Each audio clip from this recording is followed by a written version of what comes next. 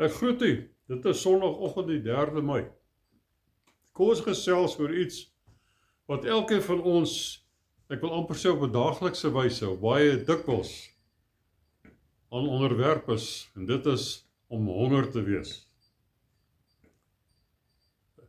'n Vraag wat ouers aan 'n kind vra, of nie nodig het om te vra nie, is jy honger?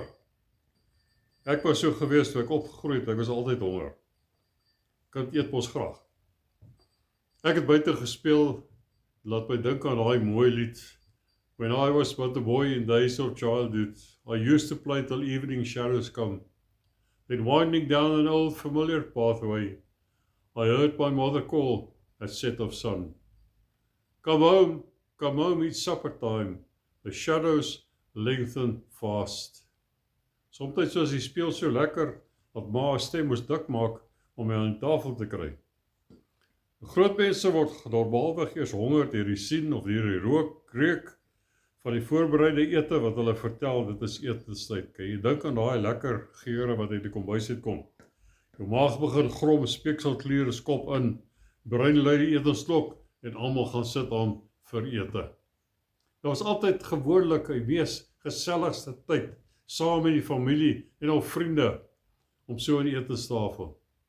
Maar so jammer dat daai mooi tyd van saamwees vandag vervang word deur familielede, gesinslede, wat elke sy eie plek gaan sit om te eet, met sy selfoon of rekenaarspeletjie of 'n TV-program wat sy aandag in beslag neem.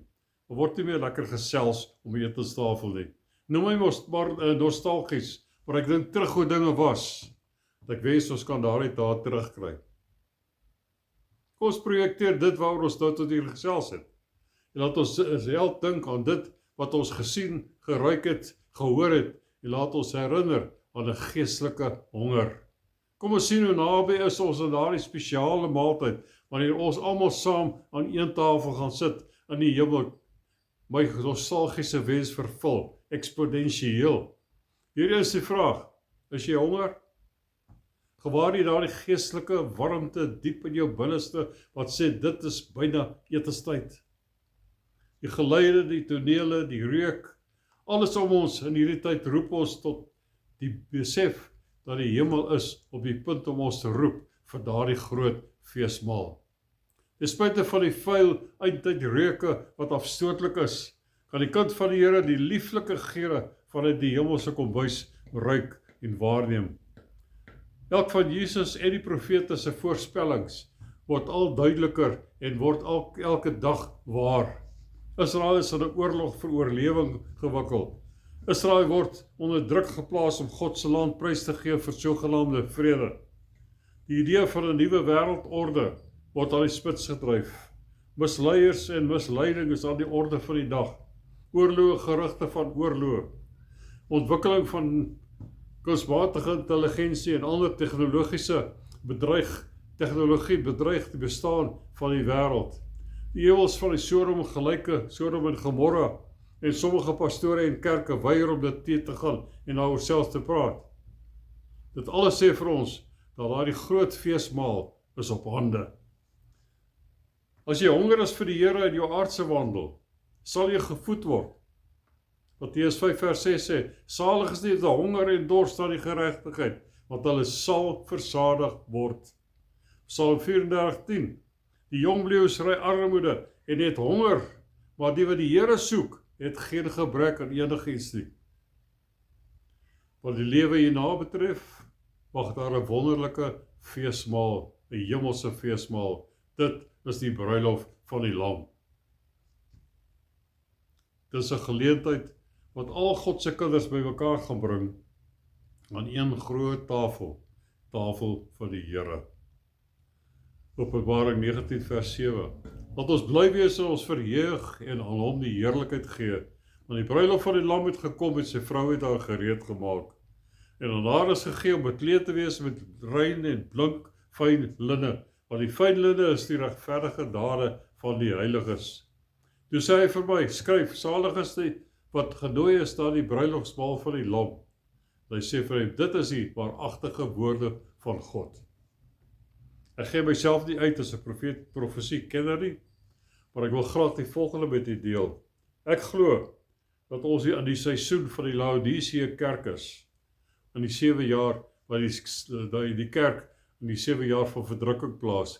Die toestand van hierdie kerk is nie koud of warm nie, dit is lou, sê die woord van die Here. Dit is 'n afvallige kerk, en hy sê in Openbaring 3 vers 17, sê hierdie kerk, ek is ryk en het verryk geword, het al niks gebrek nie. Maar wat sê Jesus uit sy oogpunt? Hy sê, jy weet nie dat dit jy is wat elendig en beklaanswaardig en arm en blind en naak is nie. Hierdie kan net die een wêreld godsdienst verteenwoordig, want Jesus is nie deel van daardie kerk nie. Hy staan buite. Vers 20 van Openbaring 3 sê, kyk, ek staan by die deur en ek klop. As iemand my stem hoor en die deur oopmaak, sal ek ingaan na hom toe en saam met hom maaltyd hou en hy met my. Die Griekse woord hier vir maaltyd is om te eet, om fees te vier. Dit is 'n sinoniem met die woord gamos, wat 'n bruilofsmaal beteken. Dus, Jesus nooi almal wat hulle hartsdeure vir hom oopmaak, nou en gedurende die verdrukking. Almal wat nie dier van sy beeld aanbid of die werk geneem het nie, om te kom aansit aan die bruilofsmaal van die Lam. Hiermee verstaan ons ook dat die vorige kerk, die kerk van Philadelphia, die kerk is wat die seisoen waarin ons nou lewe verteenwoordig. Dit is ook die seisoen wanneer Jesus sy kerk gaan opraap om hom in die lig te ontmoet.